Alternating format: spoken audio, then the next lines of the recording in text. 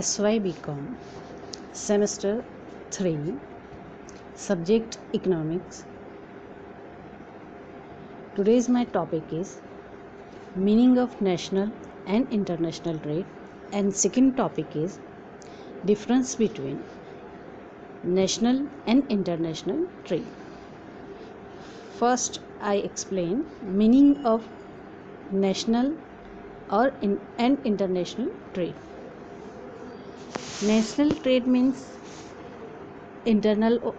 They are called as a internal trade also. What is the meaning of internal or international trade, or what is the meaning of national and international trade? Man does not live in isolation. He lives in a society of human beings that support each other wants. The division of labor, specialization, and the use of machinery have all combined to make it possible for man and woman to produce for in excess of what they can consume themselves. Market is nothing but a mechanism that facilitates change or trade. If such an exchange or trade take place amongst the citizens of the same country, it is known as a internal trade or a national trade. I give you one example. Trade between Gujarat and Maharashtra, Gujarat and Haryana is interregional or internal trade or a national trade. But if such an exchange or trade take place between India and Germany or between India and USA, it is known as an international trade. Internal trade or international trade takes place only because it is advantageous to the countries engaged in it. The existence of trade arises because of the benefits from the trade. We know that the natural resources are not equally distributed amongst the various countries of the world. I give you an example. Arab countries, it means OPEC nations, enjoy wealth of mineral oils. South Africa can produce more gold than other countries. Some countries are gifted with more land like Australia. Others have excess labor like India but limited land or a capital. Switzerland would specialize in watches, Germany in the manufacture of various types of machinery, India in textile and jute products. Because this factor endowment in these countries respectively. Within the same country, Gujarat may specialize in textile, pharmaceuticals and chemical. West Bengal in jute, because these regions have the factor of production which can produce the respective commodities more economically than others. We see that essentially there is little difference between internal and international trade, but differences do arise because there are differences in the cost of production. It is these differences in cost of production that lead to specialization and trade. My second topic is difference between internal and international trade. Difference between internal and international trade. Classical economics emphasize certain fundamental differences between these two types of trade, which has which has necessitated as a separate theory of international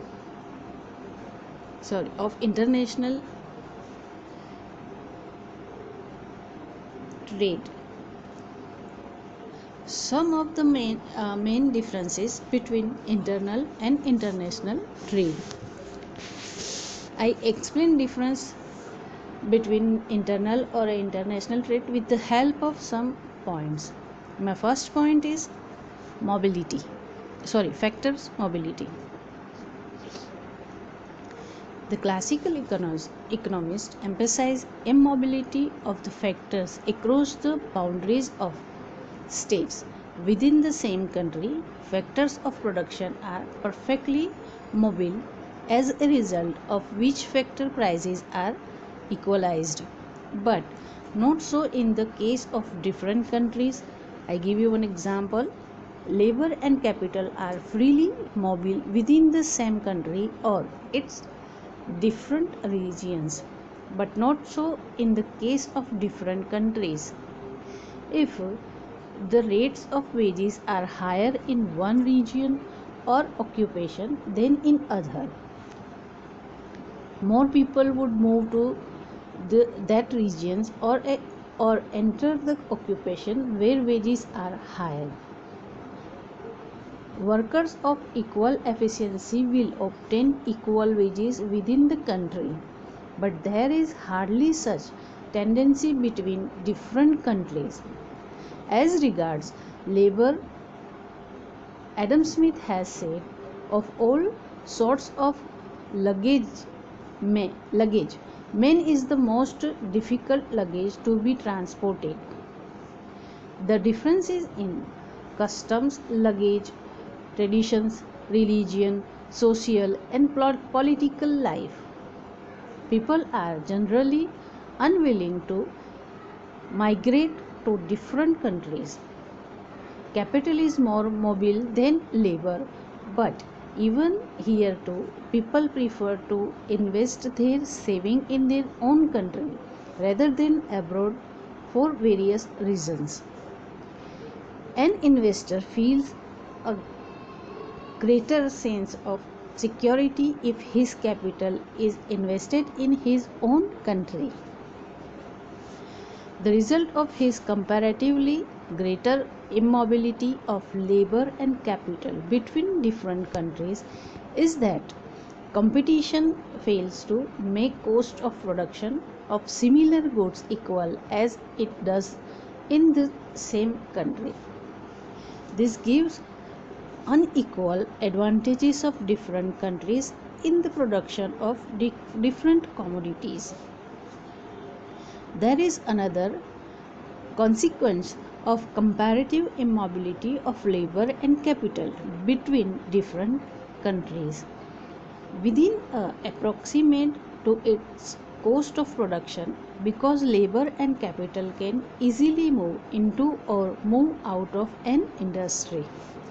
If the price is respectively more or less than the cost of production, this cannot happen in the case of international trade because of the relative immobility of labor, capital, and as a result, price and cost of production can seldom approximate.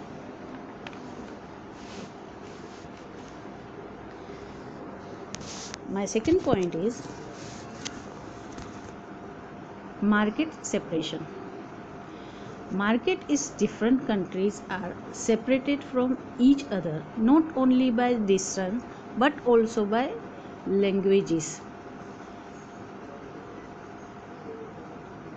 usage, weight and measures, terms of sales and purchases, unit of currency. In the same country, such differences may exist but are not so much pronounced. Classical economists advocated the need for a separate theory of international trade which can take their differences into consideration. My next point is Graphical and climate conditions.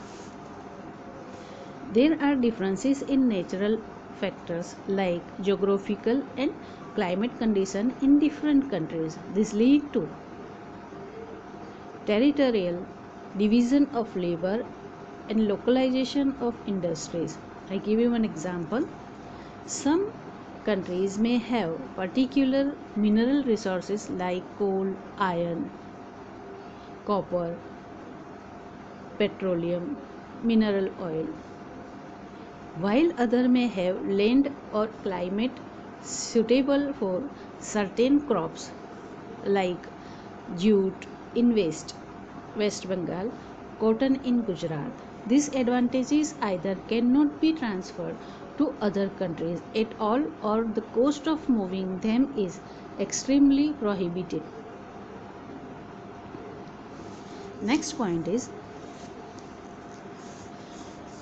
economic policies.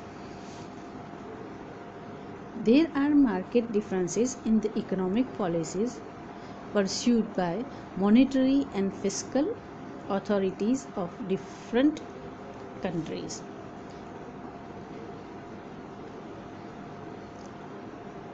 I give you an example. Country A may be pursuing monetary policy, country B may be adopting contractionary monetary policy.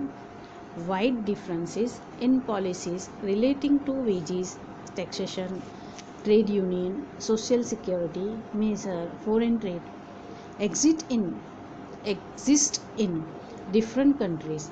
This problem hardly arises in the case of internal trade.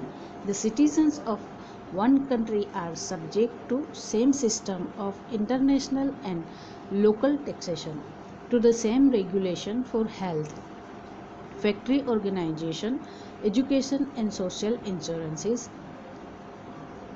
sanitation, the same policy regarding transport and public utilities, the same laws pertaining to corporate sector, merger, labor laws and trade union, and the same industrial and commercial code. The facilities for production and other economic activities differ in different countries because regulation and rule are not similar. The general level of cost is very often different. It is lower in one country and higher in another. Next point is nationalism.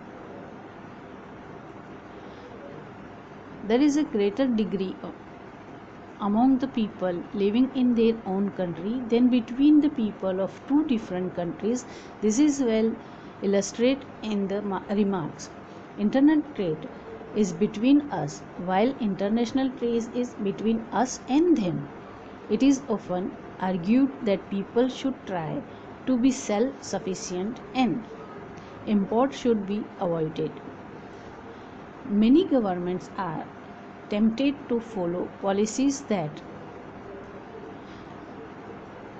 might benefit their respective nationals a little, but would almost certainly harm the people of other countries. My next point is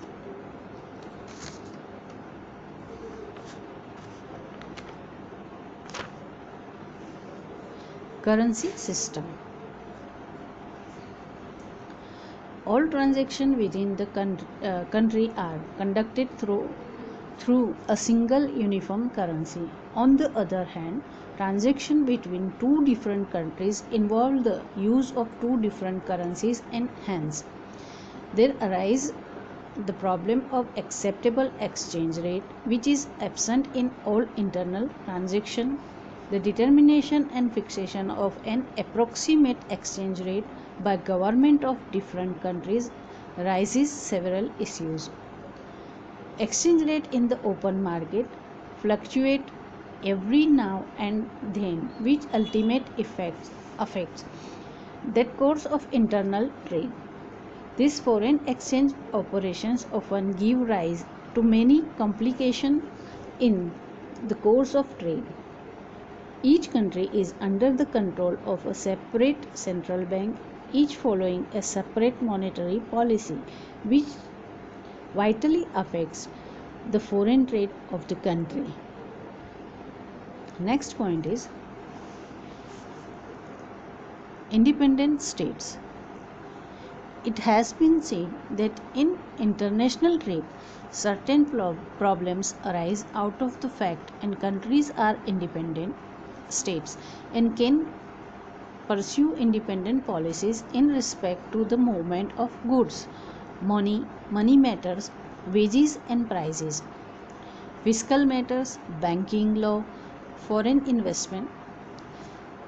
Several kinds of restriction are found to be in operation on the movement of goods beyond their frontiers by these states. On the other hand, in the case of internal trade, the same laws, rules, regulation prevail across the country. The whole point, they are defined to the difference between national or a international trade. National means in our nation we are purchasing and selling any commodity, that is the national trade. And if you are selling and purchasing commodity for the other nation, that is known as a international trade. My second topic is factor affecting international trade. The basis of international trade is differences in price of goods and services as between different countries.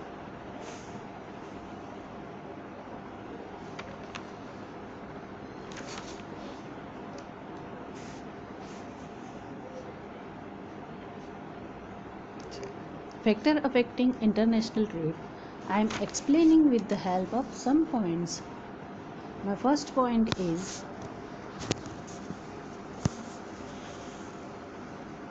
factor proportions.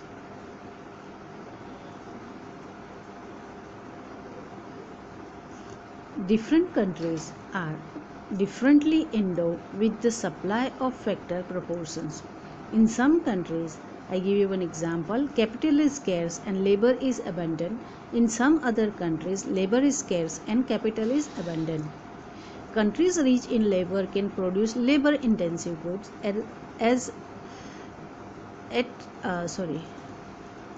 labor intensive rich in labor country rich in labor can produce labor intensive goods at a low cost, while countries rich in capital can produce capital intensive goods at a low cost. This is why countries like India produce and export labor intensive goods, while countries like USA produce and export capital intensive goods.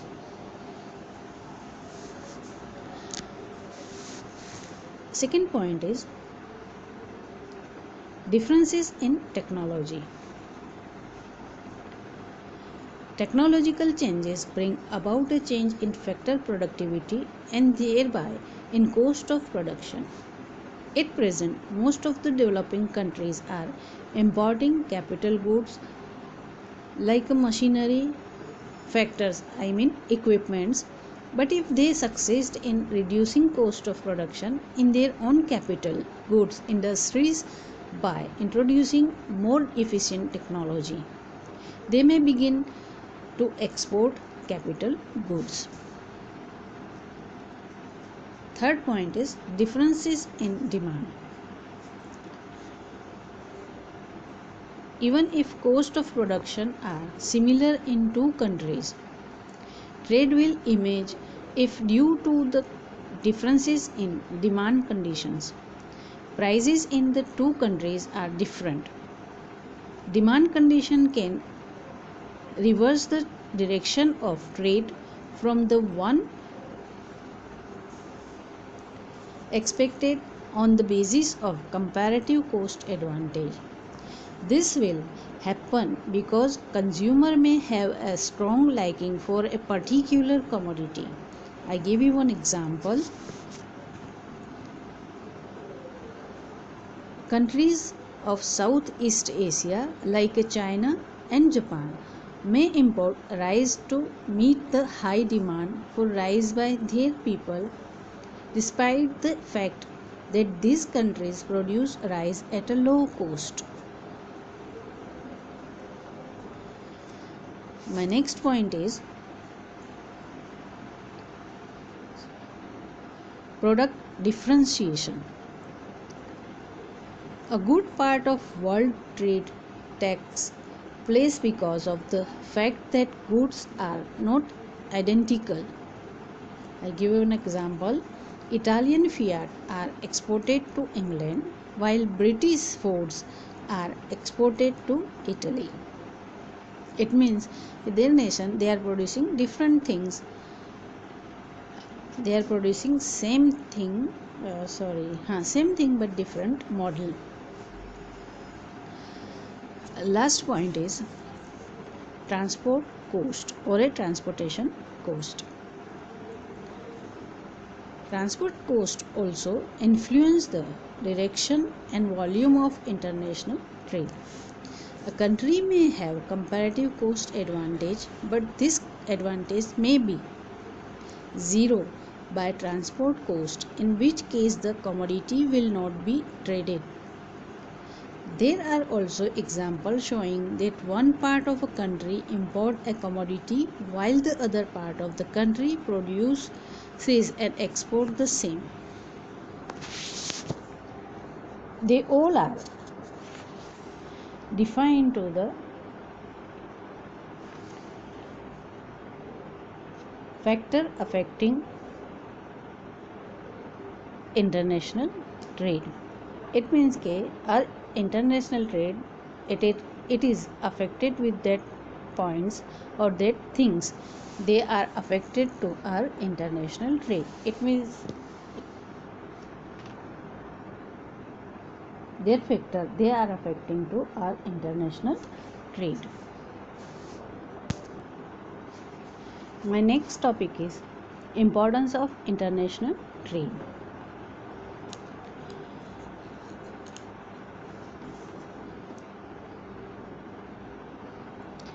The gains from international trade represent advantages of division of labor and specialization. For the purpose of our analysis, these gains may be classified into two categories. Those arising from specialization, and second, those arising from exchange.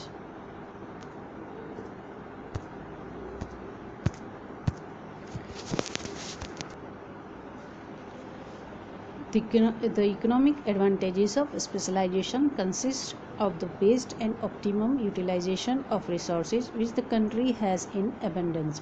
This is to be done in accordance with the principle of comparative cost advantage. The gains from exchange, on the other hand, arise from the possibility of getting a more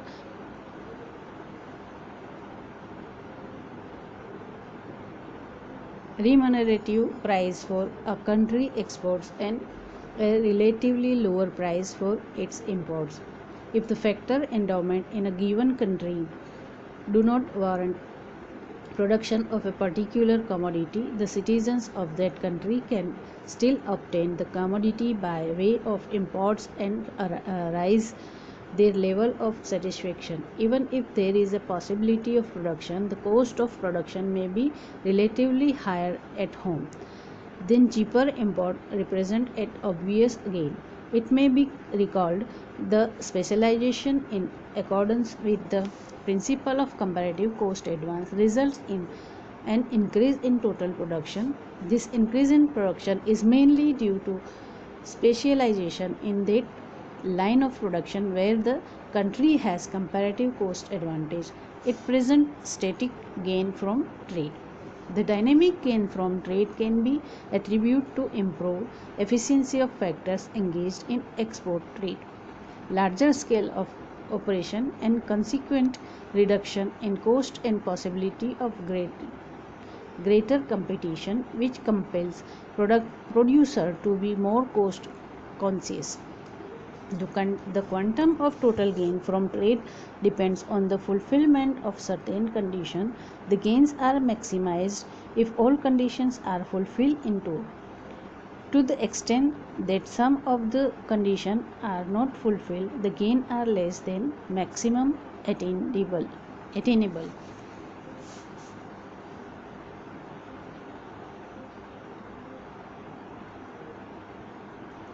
First point is free and multilateral trade.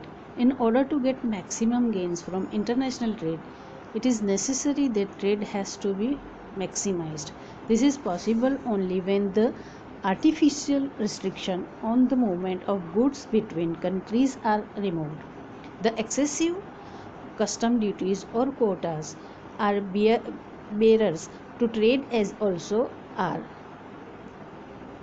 bilateral trade agreement or trade blocks.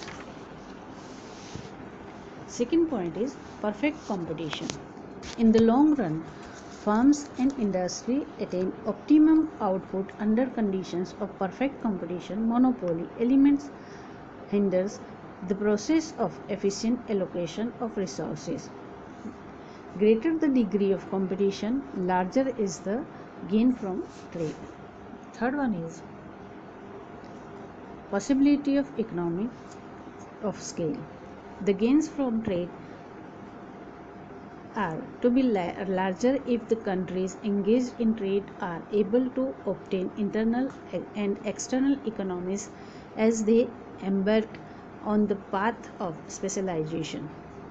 Each country would get benefits in the form of cost reduction as the scale of operation of the unit or of the industry is extended.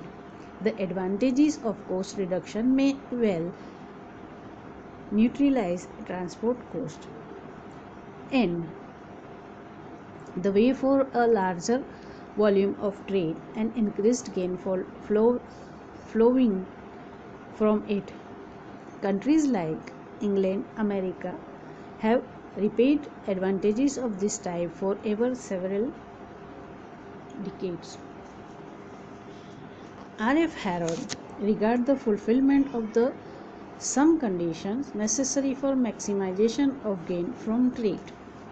They are giving to the some condition. The first condition is free international trade.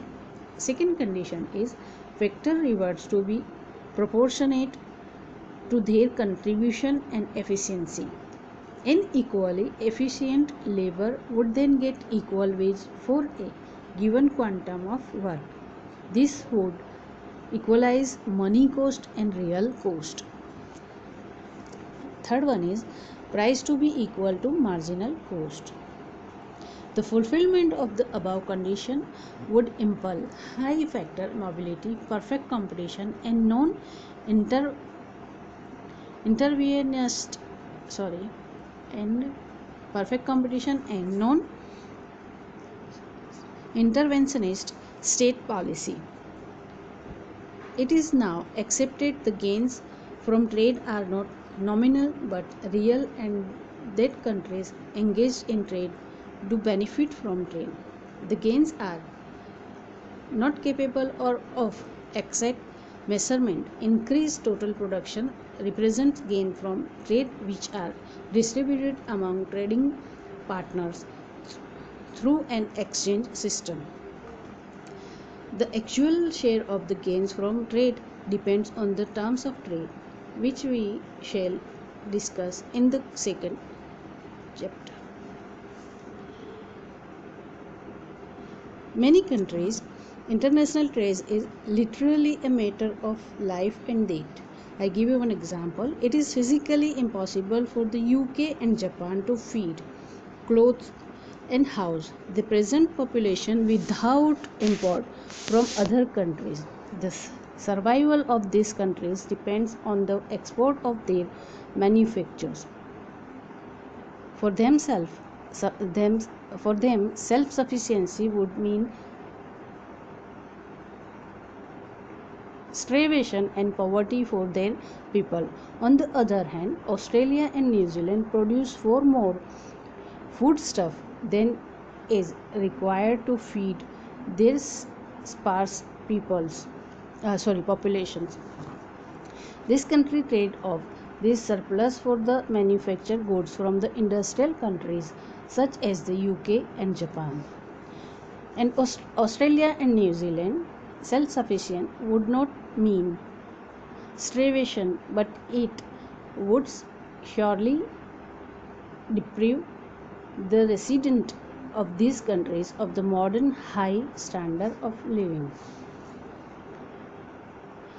USA can afford to be self-sufficient. The cost of this self-sufficiency would be enormous. This cost would be reflected in the fall in the living standard of the American people.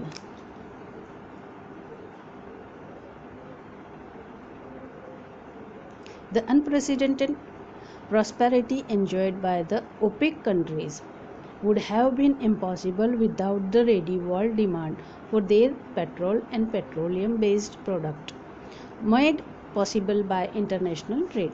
Without international trade, their vast petrol reserve would have remained unexploited, and these countries would have remained world's poorest desert nations.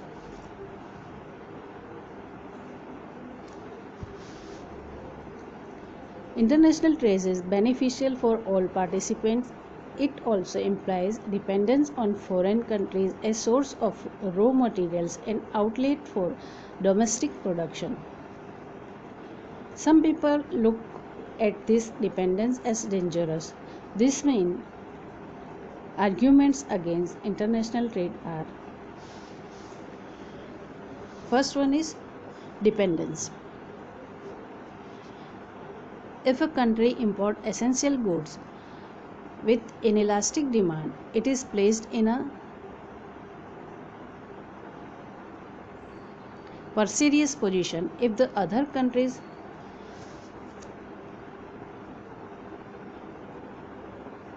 restrict or stop her export of these goods during war or national emergency, it is also dangerous to depend on other countries for the supply of weapons and war goods in times of war and military conflict.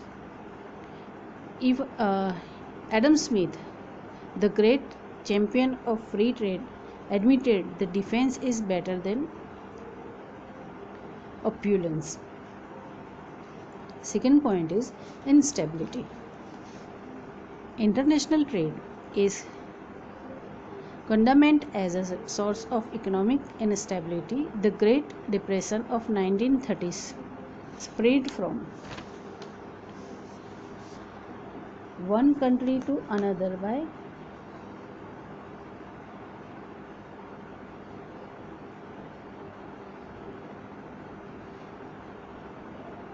by disrupting the international flow of goods, services and capital. This argument is reinforced today by the government policies aimed at achieving full employment and economic growth.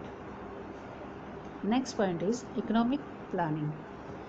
Advocates of economic planning regard international trade as harmful for a country's planned economic development. According to them, free foreign trade does not fit in with the requirements of economic planning. The uncertainties of exports and imports make economic planning ineffective. The last point is infant industry. Foreign competition may adversely affect the growth of new infant industry in the underdeveloped countries.